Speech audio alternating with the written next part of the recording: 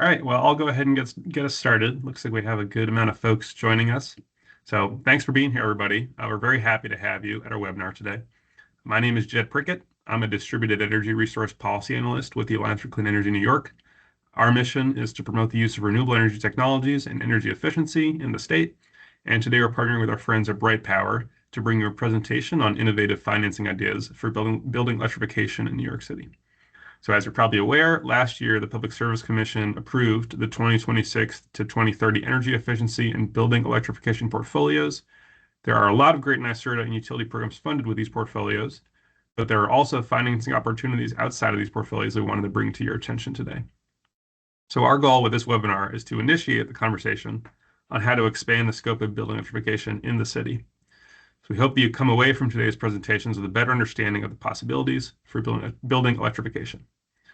Before I turn it over to our first presentation, I'd like to take a moment now to briefly introduce our speakers. Joining us today is Rachel Goodgall, who is a policy and programs analyst with Bright Power. We have Rebecca Poole, the Director of Membership and Communication for the Council of New York Cooperatives and Condominiums. We have Atalia Howe, Senior Vice President of Sustainability and Market Building at the Community Preservation Corporation. And finally, Danielle Manley, an Associate Director at the Urban Green Council.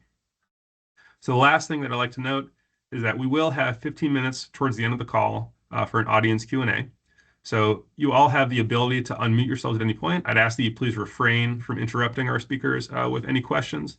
Instead, please type any questions you have into the chat or the Q&A feature, excuse me. We will take some time to answer them at the end. There will be several of us on the ACE staff moderating the Q&A. If you need to drop off before the webinar concludes, there will be a recording available on the ACE New York YouTube channel. If you register for this webinar, you'll receive a link to that in your email inbox by the end of the week. So thank you. And now I'll turn it over to our first presenter, Rachel Goodgall. Thanks, Jed. And hi, everyone. My name is Rachel Goodgall. I'm a Senior Policy and Programs Analyst at Bright Power. I want to thank ACE New York for convening this conversation.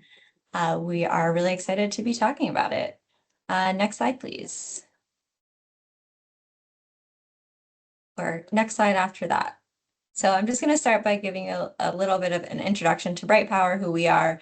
We are a premier provider of energy and water management services for real estate, which means we help buildings meet their energy efficiency and decarbonization goals.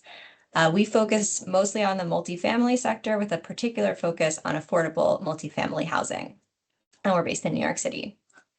You can see here a variety of the consulting services that we offer to help buildings meet their goals. Next slide, please. Our approach can be summarized as find, fix, follow. We find energy issues, help buildings fix them, and then follow the results. Next slide, please. So why are we here today? Why is building decarbonization so important? Well, buildings account for over 2/3 of New York City's greenhouse gas emissions. And not only that, buildings are, of course, critical to New York City's character and life. When I think of New York City, I think of the skyline. And buildings are where so many of us spend our days working, living, sleeping. They make up the city. So there are many reasons that buildings may want to decarbonize. Of course, reducing greenhouse gases and other outdoor air pollutants, improving indoor air quality, which often comes along with removing fossil fuel combustion equipment, enhancing thermal comfort. Better insulation and efficient HVAC systems can protect occupants when outdoor temperatures are extreme, either in winter or summer. Energy efficiency improvements can also reduce operating costs in many cases and increase property values. And for all of these reasons, we've really seen a shift in the real estate industry over the past years to decade. Real estate stakeholders are really open now to talking about decarbonization, are really interested in pursuing it for their buildings. The question is, how do we pay for it? How do we provide the right resources that help us get it done in the right way? Next slide, please. And of course, in New York City, it's not just about the reasons why it's good to decarbonize. It's the law. Local Line 97 sets emissions caps for all large buildings in New York City that covers about 27,000 properties. So this has brought decarbonization to the forefront of many more minds than were thinking about it previously. Next slide, please. As Jed mentioned, there are a lot of great existing programs to provide incentives for energy efficiency and building electrification. That's what the EEBE stands for. New York State has a very solid history of investing in these programs. So I'm just going to provide a high-level sampling. There are many more programs than this, but a few that I wanted to highlight were NYSERDA technical assistance programs. They can provide reduced cost or sometimes free energy audits for buildings. There are affordable multifamily incentives, both through the utilities like Con Ed and National Grid's AMI program that provides incentives for energy saving and electrification measures. There are also what are called these direct injection programs, which pair with HCR and HPD refinancing cycles. The utilities also provide programs for incentives for market rate multifamily, as well as for commercial and industrial. So these programs are really critical in moving the needle for many buildings, but we found that there are still some sectors that are not as well served by these programs. Next slide, please.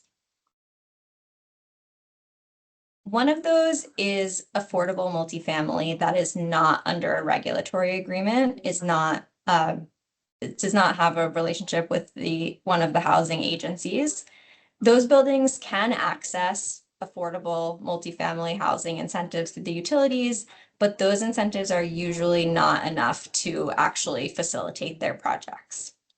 We've also found it can be challenging for low to moderate income co-ops and condos because these typically don't qualify for the affordable multifamily programs that are more geared towards rentals. There's also an issue of size because most of these programs have absolute dollar value caps. So for very large properties, the cap may be far too low to really facilitate their improvements. It may only cover a very small portion of their project cost. And on the other side, for small properties, administrative costs can be too high to access these incentives. So I'm going to show two quick simplified examples of buildings that Bright Power has done energy audits for and where the building is interested in pursuing electrification, but they have not yet done so due to challenging financing. Next slide, please. The first one is this photo is not the building, but a 38-unit rental building in Flatbush.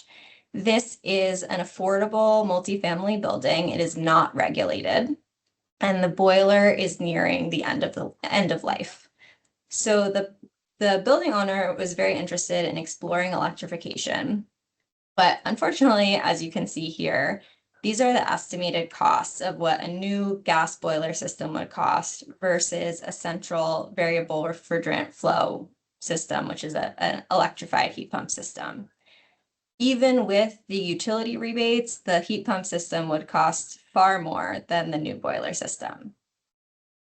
Next slide, please. This one is a co-op in Kips Bay. It is 180 units approximately and middle income co-op. It's currently heating with number 2 fuel oil, so they are considering converting to gas or electrifying the heating. So as you can see here, this one's not as bad. There is a gas option of converting to gas for heating and hot water, or an electrification option, central heat pump plant and hot water. Once you factor in the utility incentives, we get a lot closer on this one. So this building is actually still considering what their next steps are, but electrification would be still estimated about 25% more expensive than the gas option, which is very challenging. So these are just two quick examples that demonstrate the challenges that many buildings are facing. And I'm going to now pass it over to my fellow panelists who will speak about solutions, new ideas, and opportunities to support them. Next slide, please. Oh, yeah, this is my information in case anybody wants to get in touch, and I will pass the mic over to Rebecca Poole. Thanks, Rachel.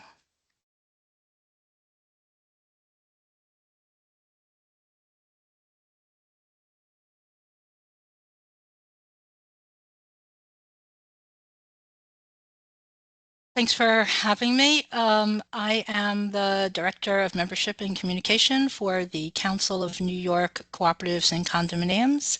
CNYC is a not-for-profit membership organization providing education, information, and advocacy to and for co-ops and condos located mostly throughout the 5 boroughs, with some in Westchester and Long Island. In a typical year, we represent around 1,900 member buildings and 180,000 co-op and condo homeowners. We're funded almost entirely by member dues and therefore provide comprehensive analysis of bills, regulation, and rules focused solely from the co-op and condo homeowner perspective.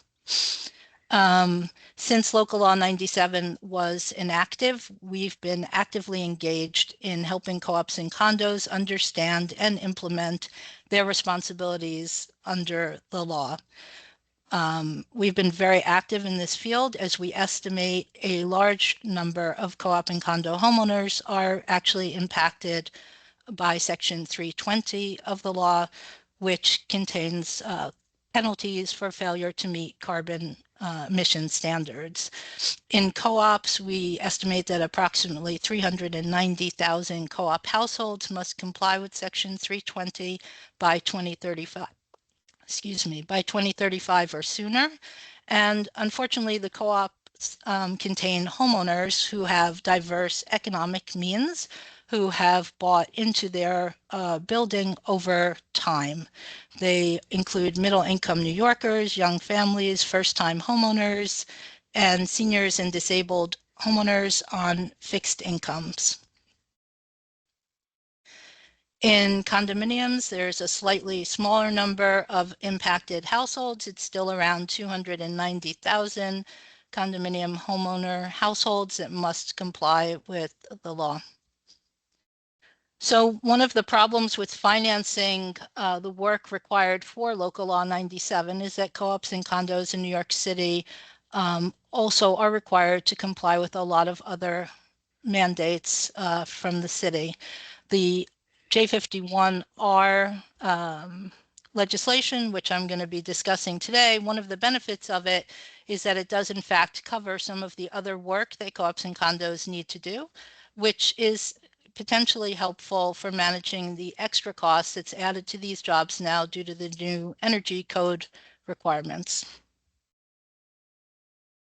So J51R is a property tax abatement program that aims to incentivize major residential building rehabilitation and energy upgrades. The J51 program was actually initially created in the 1950s to encourage building owners to rehabilitate their aging residential programs, and it's been an excellent program since then for accomplishing that. The most recent version, J51R, which still applies to rental, co-op, and condo buildings and the residential portion of eligible multi-use buildings, focuses more on energy efficiency, pre-electrification, and electrification projects. But in the energy efficiency projects, it also covers facades, roofs, windows, etc. Any work done under the current law needs to be completed by June 29th, 2026. It has to be building-wide and capital in nature, so it can't be routine maintenance. If you are, for example, replacing windows, you need to do the full building, and the work needs to be properly permitted. So J51R has added the following projects in order to align it with the work required by Local Law 97: space heating electrification, domestic hot water modernization, cooling system upgrades, electrical infrastructure upgrades, and it still contains building envelope improvements.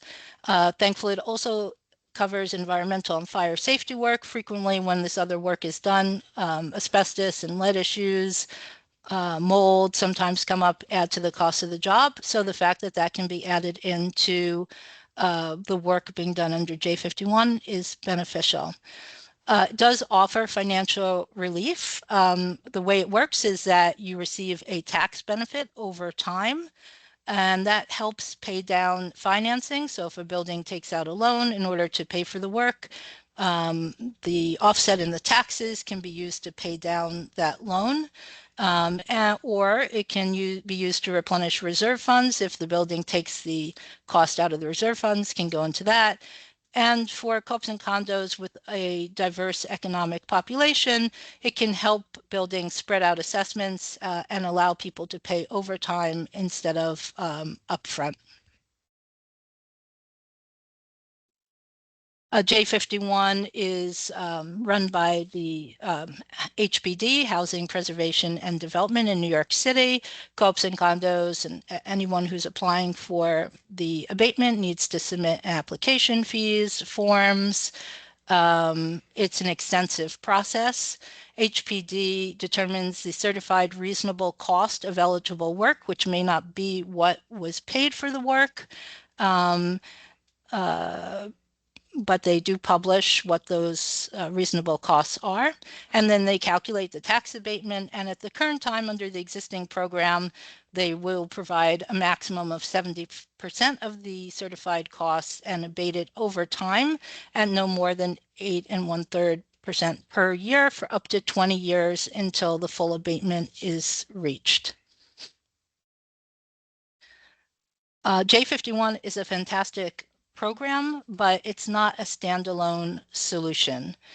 Many residential buildings that are subject to Local Law 97 and particularly Section 320, including co-ops and condos, do not currently qualify for J51R.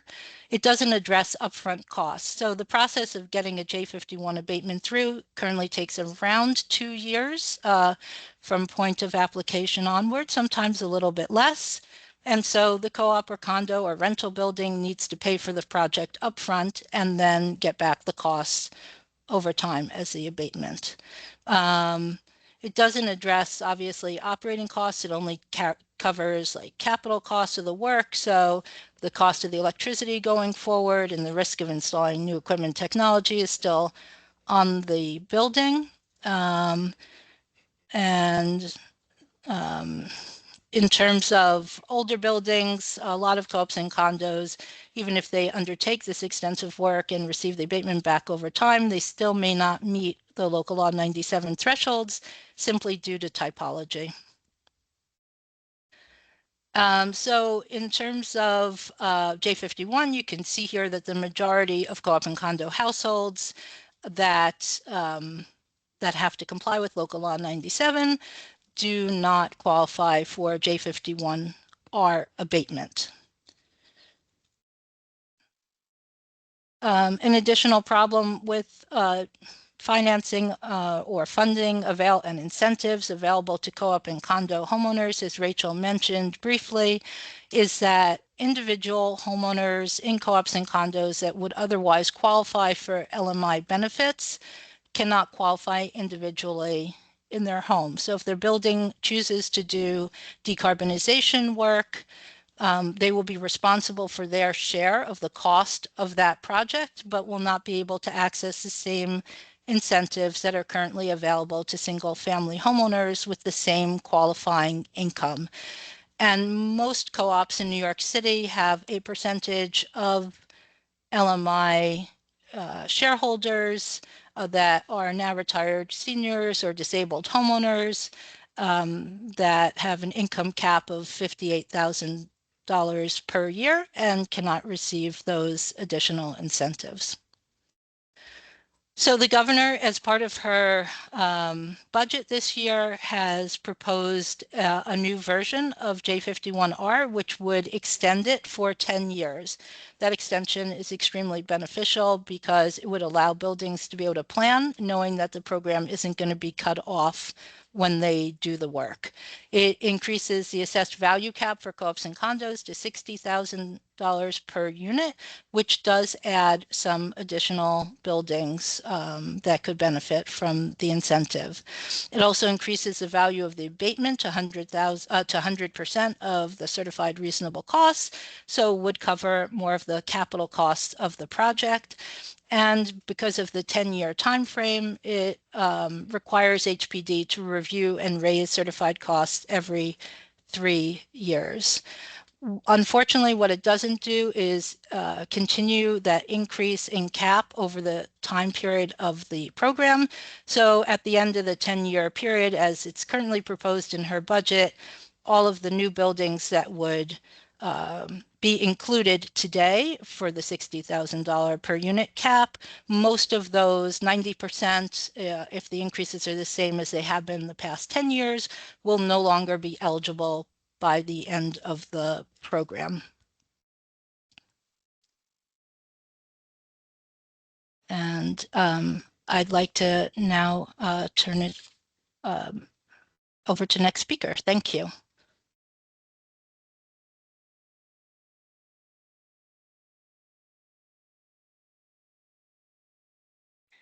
Thank you, Rebecca, and thank you, Rachel. Good afternoon, everyone. It is now past 12 Eastern Time. My name is Natalia Howe. I am the Senior Vice President of Sustainability and Market Building at the Community Preservation Corporation. And just confirming everyone can see my slides. We can see them, but they're not full screen, Natalia. Perfect. I'm just waiting for it to load here. Okay. Hopefully now you can see them. So CPC is a 50-year-old nonprofit multifamily affordable housing finance company. So we provide construction and permanent financing to owners of multifamily housing, serving primarily low and moderate income communities. We are located in New York City, and we have offices throughout New York State. So just introducing the Climate Friendly Homes Fund program. Some folks who have joined the webinar today might be familiar with the program. It launched about 3 years ago. So the Climate Friendly Homes Fund program was created as part of Governor Hochul's 2022 Housing Plan 2.0. So it's a $250 million fund, which was created to electrify 10,000 units of existing housing by 2027. So we're coming up on our last year of program admin. CPC is administering 150 million of that 250 to electrify between 5,000 and 6,000 units of existing housing by 2027. And HCR is administering the other 100 million to electrify the remaining units to get to that 10,000 goal through 2 distinct programs. There's the standalone Clean Energy Initiative, not to be confused with the Clean Energy Initiative, so slightly different. And then AMP, which is the All Electric Multifamily Program. And if you'd like some more information on those, I'm happy to put the link in the chat after to the HCR programs, as well as the CPC website. So CFHF can provide up to $37,000 per unit in grant funding for regulated and unregulated affordable multifamily housing. It's a minimum of 5 units per building for full and partial electrification. So that includes replacing existing fossil fuel or electric resistance heating systems with high efficiency heat pumps, replacement of fossil fuel burning or inefficient electric domestic hot water systems with heat pump hot water heaters. We can provide required electrical capacity upgrades, and just to be clear, not required, that's not a program requirement. It's just if during the IPNA, the Integrated Physical Needs Assessment, it's determined that electrical capacity upgrades are needed, we can cover those required costs to make the electrification retrofit possible. The program can also cover limited energy conservation work to optimize the new system performance. And the program is also able to cover some project soft costs, including the engineering and consultant costs, origination fees, and closing and legal fees. So the key goals of the CFHF really was to complete targeted electrification retrofits in low and moderate income census tracts and disadvantaged communities. We can provide up to 100% of funding to enable small projects to electrify, as well as to fill gaps in larger projects. So CFHF can be combined with other incentives and financing. I just highlight that because originally when the program was launched, it was just intended to be mid-cycle. So it wasn't intended to be combined with other financing sources. That term sheet has kind of evolved based on the market. And so now we can work with first mortgage lenders, green banks, and other financing sources. And another key goal of the program is to educate and provide public awareness, really to educate the market about the benefits of heat pump technologies for both space heating and domestic hot water, and to facilitate experience with electrification retrofits. So that's, building owners, engineers, contractors, maintenance staff at multifamily buildings, as well as tenants. And then last but but not least by any means, is the opportunity really to collect, analyze, and disseminate performance and cost data on these types of projects. Eligible buildings and owner types. Buildings in New York State between 5 and 150 units per building. Larger developments are accepted, so it's just the 150 unit max is per building. But actually, if you have a cluster of buildings that are where each building is below 150 units, that is acceptable. Both subsidized and unsubsidized housing is eligible. If it's unsubsidized, as I mentioned, it has to be in an HUD LMI census tract or a NYSERDA disadvantaged community. Rental housing and co-ops and condos are eligible, and we have a number of those in the pipeline. And just to note that cost shifting is prohibited. So if the owner of the building paid for heating or domestic hot water pre-retrofit, they have to continue paying for those utilities post-retrofit. They can't shift those costs to the tenants as a result of the retrofit. And just to note that the program did close its intake portal last year. Just want to highlight that we may at some point, as we're doing pipeline evaluations, reopen that portal. But currently, we are at max capacity for that 150 million that we are administering. Current pipeline, we have over 3,000 units that are currently in the design and contractor procurement stage. That's about 59 projects. So large portion that are still, projects that are currently being designed and contracts being executed. And then we also have a good amount of projects, 35 projects, over 1,500 units that are closed. They're either actively in construction or have completed construction, and now we're beginning to collect that performance data. So total pipeline, we have just over 5,000 units and 94 projects. In terms of, geographic diversity, you can see about 50% of projects are located in New York City. As, Rachel and Rebecca highlighted, Local Law 97 is really driving that demand in New York City. And then we have about another 25% in the Hudson Valley. And then the remaining 25% is spread out upstate and across Long Island. Just looking at the portfolio baseline breakdown, so this is not performance data. This is just based on the existing portfolio of buildings that have come into CFHF, that essentially 94 projects that we have in the pipeline, either to close or closed in construction. Most of the energy emissions and utility bills are on the owner side, right? So most of these are master metered, owner paid utilities.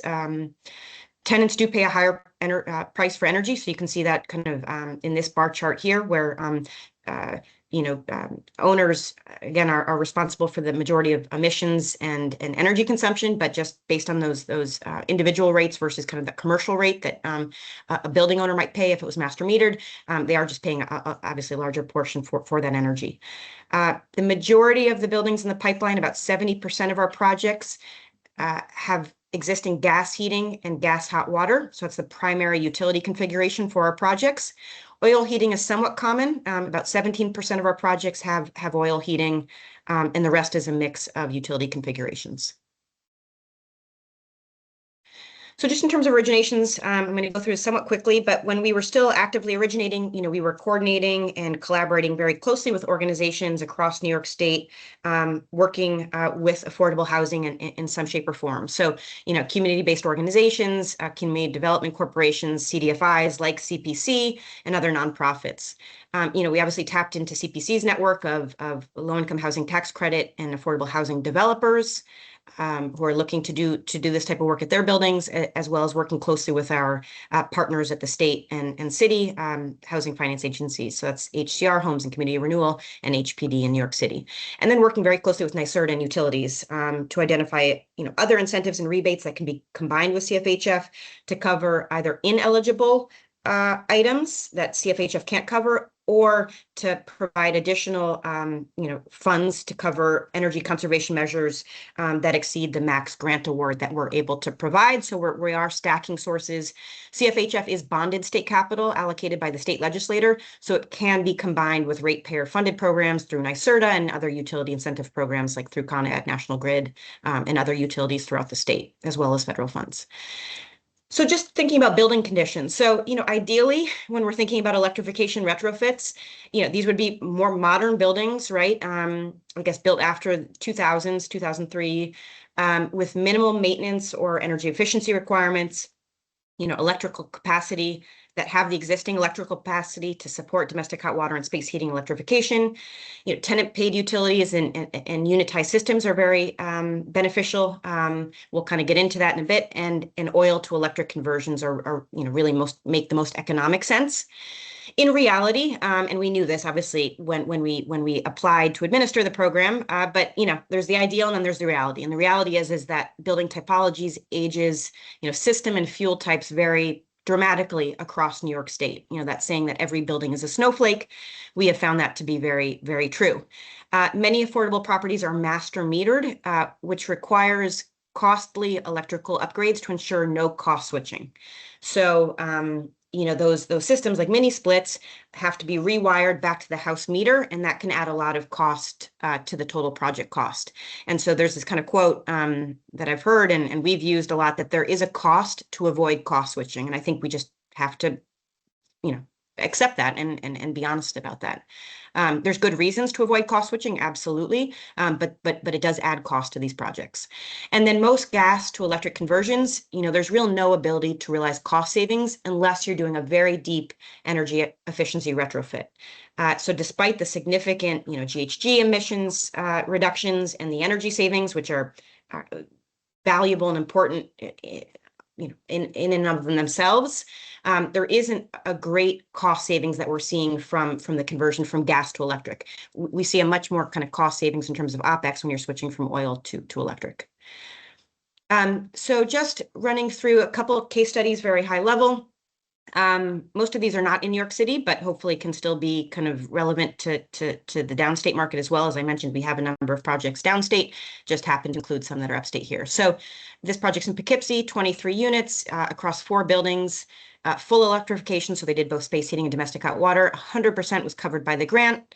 Information just on the scope of work. So again, both space heating and domestic hot water, as well as some air sealing and electrical service upgrades. You can see what the projected cost was going to be per unit and what the actual cost came in to be. It was just slightly more. The actual cost was slightly more of what the projected cost was going to be. And that was really based on contractor bids, of less competitive. So, in some cases, in certain geographies across the state, we're just not getting a lot of bids for these types of projects. And I think that speaks to the workforce development that still needs to happen so that we have, qualified contractors who are very familiar with different types of electrification retrofits. The next 2 projects are in Troy. I'm going to go through these very, very high level. It was $125,000, 5 units, so small building, full electrification, 100% covered by the grant. Again, it was, mini splits for space heating and a centralized integrated heat pump, hot water heater, and then related electrical service upgrades. This project actually came in under what we had projected it to be. And that was really due to a simplified scope with that direct metering for heating and cooling. So as I mentioned before, in this example, tenants paid for their utilities previously. And so when we electrified the building, we were just able to connect those electric systems directly to the tenant meters. Didn't have to do that kind of costly rewiring back to the house meter. And that allowed us to do the project under budget. This project, for example, came in quite a bit above budget. So this is another project in Troy, slightly larger, eight units, but still a small building. 99% of the scope was covered by the grant, full electrification. This was a historic preservation project, so that also has an influence on price, needless to say. But the main thing to highlight here is the electrical service upgrades to accommodate the program requirement to keep heating and hot water production centralized. So again, that cost, we're seeing that budgets are dramatically impacted by whether it is, a unitized system or whether it's master metered centralized system when we're completing these retrofits. And so just in conclusion, this is my last slide. I don't think it's news or surprising to anyone here. Retrofits are challenging. New construction, all electric buildings, much easier. Existing buildings, often are a wild card, and each building really is a snowflake. And so you have to kind of approach each project kind of somewhat bespoke, right? We're trying to kind of get into that rinse and repeat, and I think we will eventually get there, and we have to get there in order to scale, but it is still very, very project specific. I think screening candidates for electrification is critical, although there are still unknowns in terms of electrical upgrade and load, right? Working with utilities to understand, electrical load that's required to complete the retrofit. Deep energy efficiency retrofits first, right? That still makes the best sense. And then electrification later is still absolutely the best approach, but that is expensive, right? To do both a deep energy efficiency retrofit and electrify a building. I think there's lots of numbers, but I think, 60,000 per unit doesn't sound so surprising to me. And then strategic electrification where it makes sense, right? So a phased approach, I think really recommending a phased approach, the zero over time approach. So maybe not all buildings should electrify today, right? Maybe they need to do some energy efficiency work and then electrify in the future. Cost compression is needed to be able to do this without grant capital. So we're seeing, 6% engineering fees and soft costs, about 3% for other soft costs, legal fees, closing fees, origination fees. And then that leaves about 90% of the budget that we have available for eligible hard costs. Innovation is needed to streamline and reduce both soft costs. So, predictive analytics, can we get better at predicting how these projects are going to perform or what the best scope is in advance of getting in there and going through several iterations of design work? And then hard costs, right? Obviously, innovation is needed to there as well. And we're seeing things like the gradient heat pumps, the Medea window packaged heat pumps, and very inexpensive and easy to install. And I think that offers a lot of promise for this. And then workforce development, as I mentioned, we're getting few bids. If you have few bids, it's less competitive. They can set the price, and that is going to impact obviously the price to complete that retrofit. I think I spoke to these. I will just highlight here. I think the last thing I would highlight is early adopter electricity rates need to be considered to incentivize electrification. Subsidy incentive and program design should consider OpEx, not just first costs, hard costs, but what is that cost to operate the building post retrofit. And I'll just say that I think the more money you spend up front, the less money you're going to spend in OpEx, right? So I think it's always kind of weighing those two things together. And then performance data. We don't have any performance data on the program yet. We will very soon, but that will tell us a lot more about what systems and designs make the most sense based on building type. Where are we getting the most energy and GHG savings per dollar invested? And then again, that OpEx impact of fuel switching on both owners and tenants. Is important and something that I think will impact, how we phase these types of electrification retrofits over time and work them into, program design and incentives and, different incentive programs. So I will stop there and pass it back to Jed. Thank you. Thanks, Talia. And next is going to be Daniel Manley from the Urban Green Council. Hi, everyone. Thanks for having me. I'll just introduce myself quickly while I'm getting my slides up. My name is Danielle Manley. I'm the Associate Director for Policy at the Urban Green Council. Sorry, hold on, let me just get this full. All right, can you see this all right? Great. Looks good. Yes, we can. So, thanks for having me here today. So excited to talk to all of you, and I've learned a lot so far from what everyone has said. I'm going to share a bit about a concept that we at Urban Green have been working on for a new approach to funding and implementing retrofits as part of New York City's Local Law 97. And I will start by saying that this is a concept idea. It's not something that exists today, but it's an idea for a new, what we're referring to as Local Law 97 compliance delivery program that we think could make affordable one-stop compliance solutions that are accessible to all buildings that are covered under the law, and that those solutions and help could range from project planning to acquiring funding to executing projects. And this is just our mission statement, Urban Green, where our mission is to decarbonize buildings for healthy and resilient communities. We're based here in New York City, but we do work in New York City and New York State.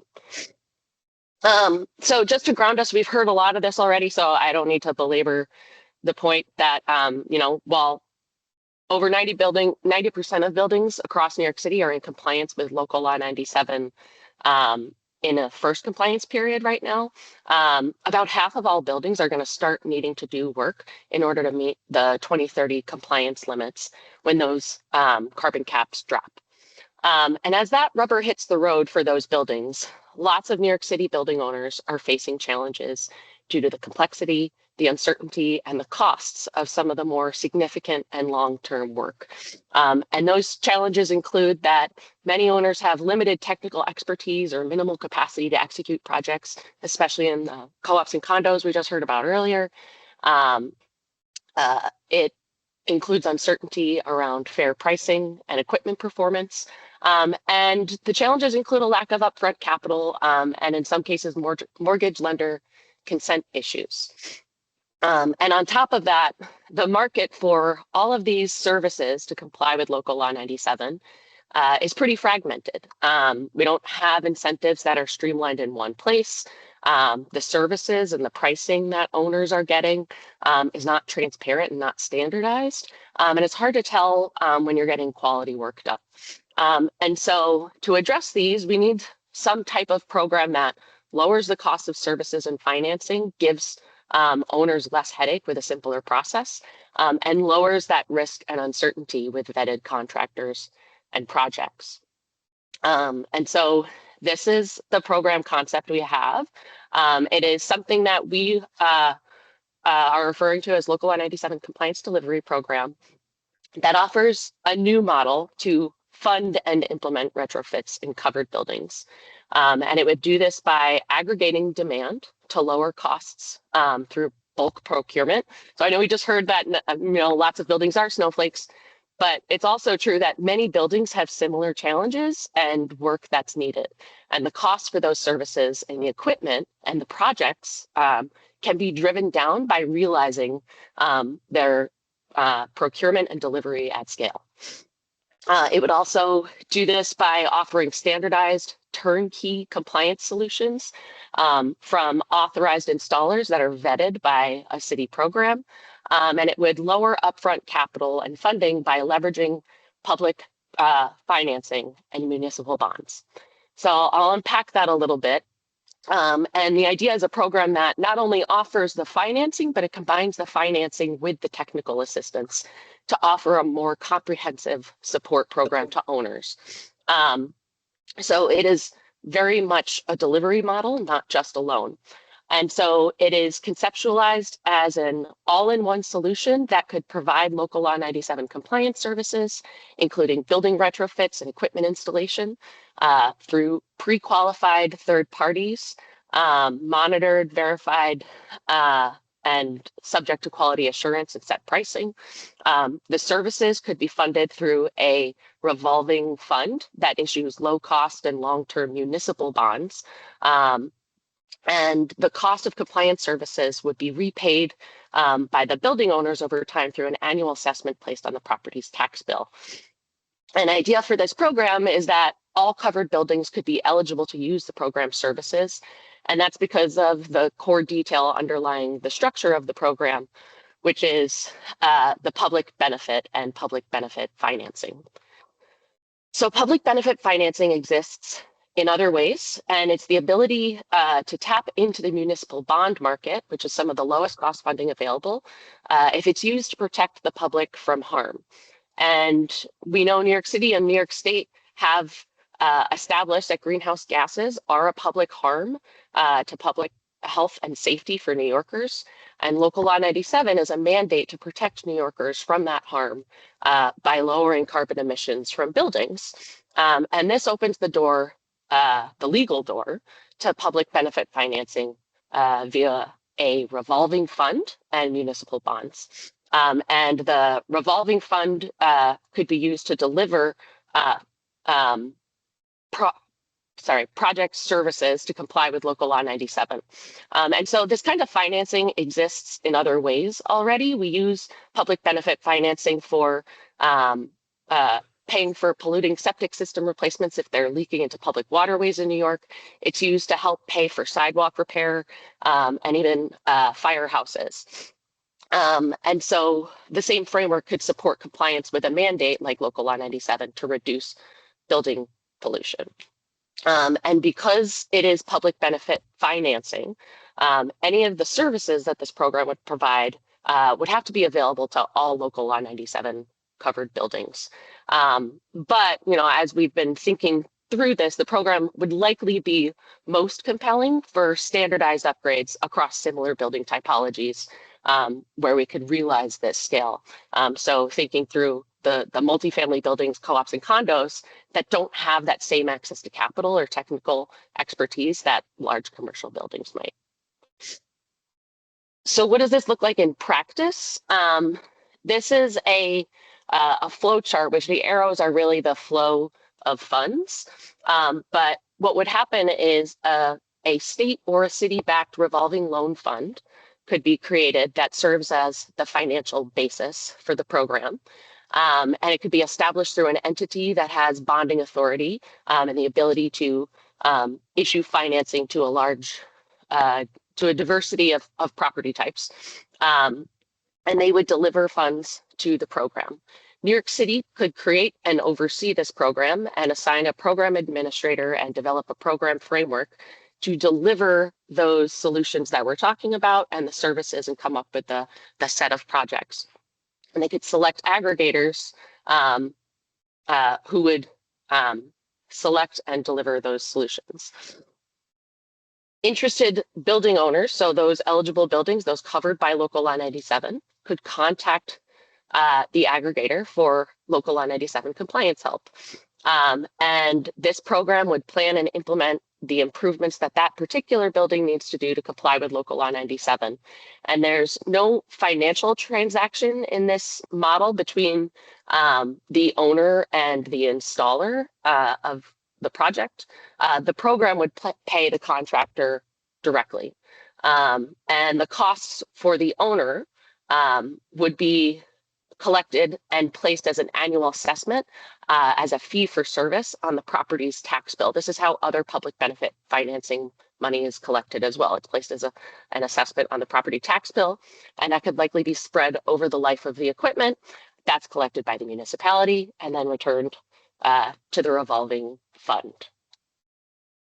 Again, this is still in a conceptual basis, but it could be designed in many ways with a variety of upgrade services that most owners by Local Law 97 need to undertake to meet the law's requirements. And so those services could include things from auditing and project scoping, designing projects, choosing and installing the equipment, implementing energy efficiency measures, and conducting commissioning after the project is complete. So all of those costs are wrapped up and placed as an assessment on the property tax bill. That's paid over time. And it is a low cost funding structure because it is public benefit financing for municipal bonds. So the benefits of this is that it helps address many of the owner and the city challenges. So for New York City as the entity responsible for enforcing Local Law 97, this helps deliver affordable Local Law 97 compliance by providing concrete help to owners, giving them technical support. It lowers costs with bulk purchasing and offers standardized projects. It expands funding for building upgrades. So the low-cost public funds unlock the building owners investing in their own buildings. So not just tapping into external money, but being able to provide this low-cost financing structure gets more owners to invest in their own buildings. That helps improve the local economy. It helps preserve the tax base and increase jobs. And finally, the public health protection. And again, this brings us back to the public benefit, delivering services to reduce air pollution for New Yorkers. And then on the owner side, the benefits are lower cost, access to low cost municipal bonds and standardized prices, lower cost equipment and services from bulk procurement. It has a simpler process. You call one entity and say, you need help. That program helps you find and vet the contractors, assess bids, find the financing, and secure incentives. And finally, the reduced risk and uncertainty for owners that exists today, because the program could have strong quality control baked in with pre-qualified installers and equipment and projects. So I am a little bit over my time. So the last thing I wanted to share was just I mentioned at the start, this is in a conceptual phase. There is some growing momentum around the idea. And so the first step is to launch a pilot program as soon as we can to demonstrate the feasibility and proof of concept.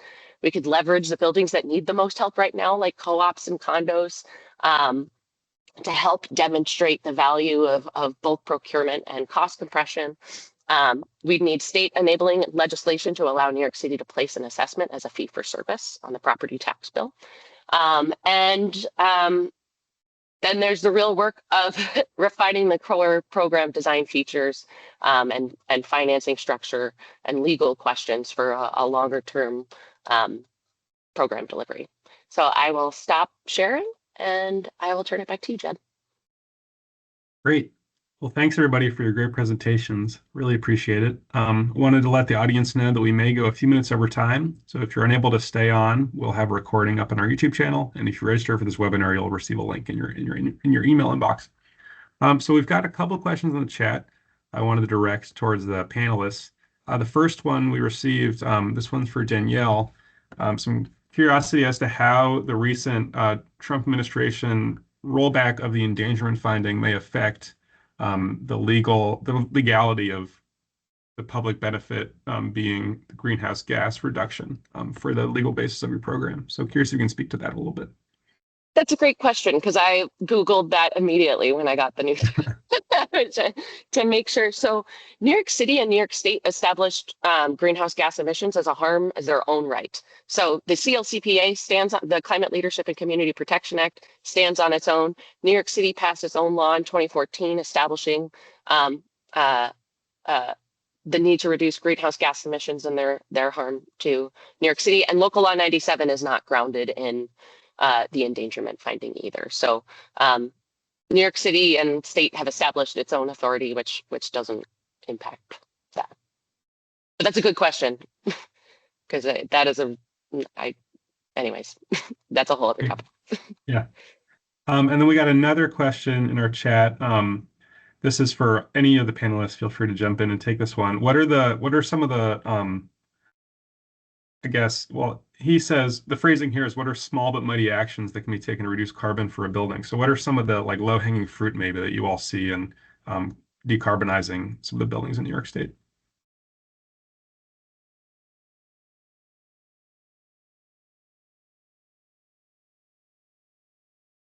Happy to jump in. I feel like Rachel represents Bright Power. I think you could go through them better than I could. So. Well, I think some of my colleagues could go through them better, but Okay. I could say, I mean, I think low-hanging fruit, we always think of lighting. If your building has not yet upgraded lighting, that's a very low-hanging fruit energy efficiency upgrade. I'm thinking about small but mighty actions. Unfortunately, a lot of it is quite complex. I'm interested to hear what you have to say, Atalia. Yeah, for sure. No, I think lighting is a great one. Quick win, inexpensive. Air sealing, insulation. Some of those in terms of Local Law 97 affordable housing. There's the the prescriptive list. That list of 13 measures, energy conservation measures. I think that's a great place to start and just look at what those involve. They're typically pretty low cost. Not complex. And so can make a big difference in terms of energy consumption, and obviously that will then have an impact on utility costs. So I would definitely encourage you to look at those. But yeah, air sealing, insulation, insulating pipes, those basic energy conservation measures. Just to add on to that a lot of our buildings have found success with the energy management control systems that help better modulate the running of the gas boilers or oil boilers in order to reduce energy usage. Yeah, and I'm happy to share a couple of resources in the chat. We published a couple of articles in the last year or two on jumpstarting multifamily upgrades. So some of the lower hanging fruit projects have already been mentioned, but like common area lighting, air sealing, energy management systems, and steam system optimization. So doing master venting and steam traps, boiler cleaning and pipe insulation, all of those kinds of things are low hanging fruit. But I'll share a couple of resources that can maybe go a bit more into detail for those of you who are interested. Great. Thanks, Danielle. And there was another question in the chat regarding the J51R application. What can eligible homeowners do to stand out in receiving benefits? Is there a pre-ordered line where you apply first, you hear back first, or can certain homeowners beef up their applications with anything? Do you want me to take that, Rachel, or? Yeah, I think so.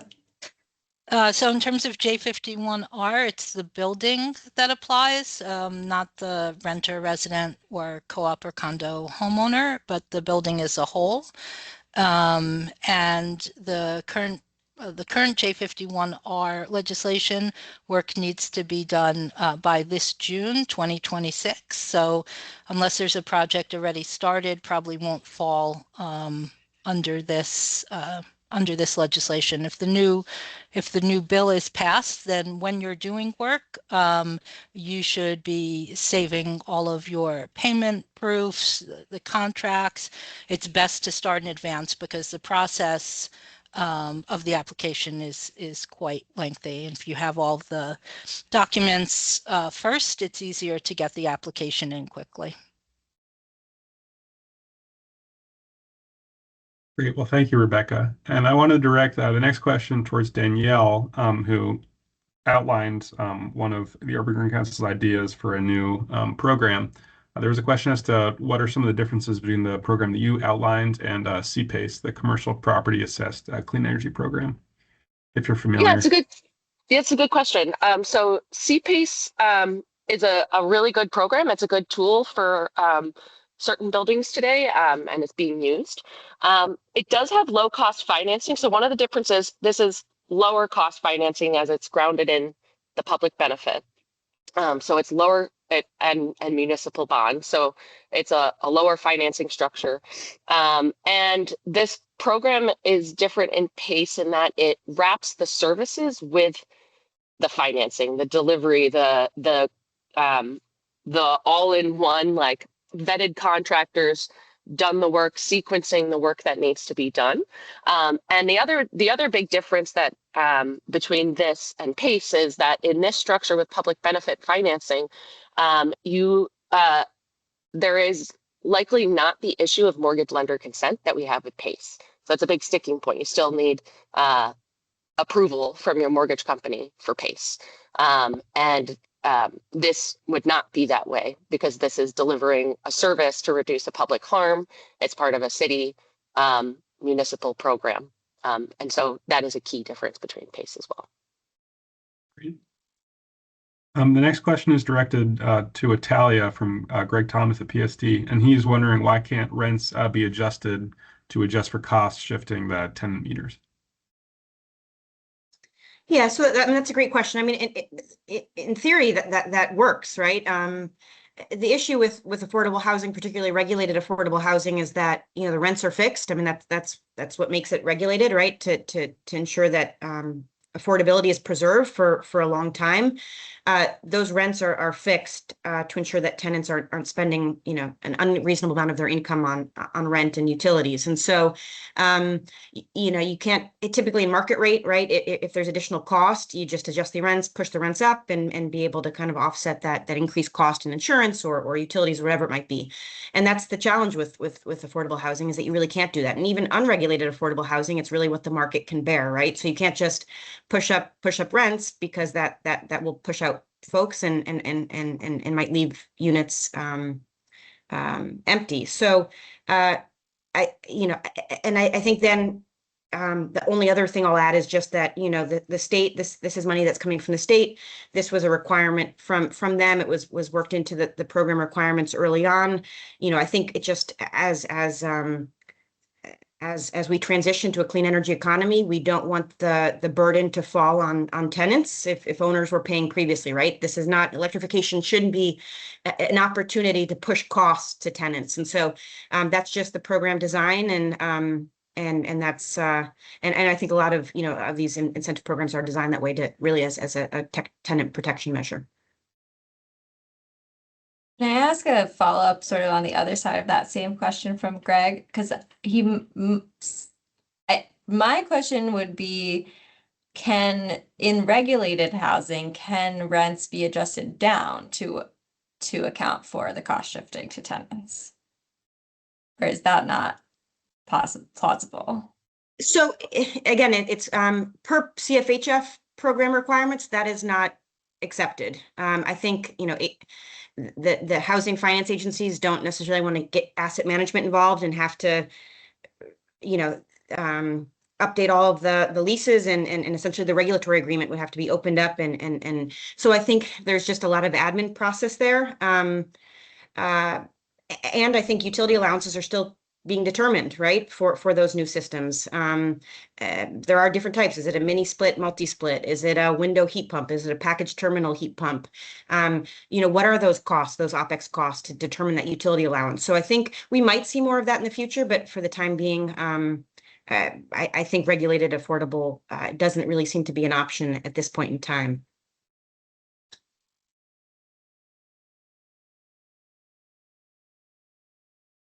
Great. Well, thank you for those answers.